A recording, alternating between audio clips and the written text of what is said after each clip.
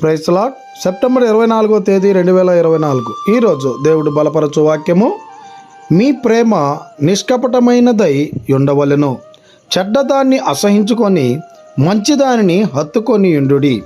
రోమిలకు రాసిన పత్రిక 12వ అధ్యాయం 9వ వచనం.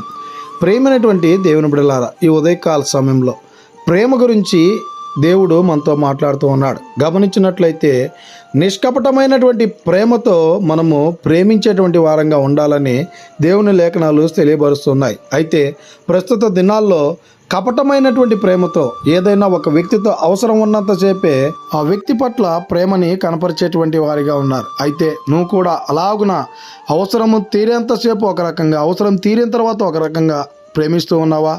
ఇకనైనా అలాగున మనం ప్రేమించకుండా చెడ్డదాన్ని అసహించుకొని మంచి మనసుతో మనము ప్రేమించేటువంటి వారంగా ఉండాలని కోరుకుంటూ ఈ దిన వాక్యం ద్వారా దేవుడు బలపరచును గాక.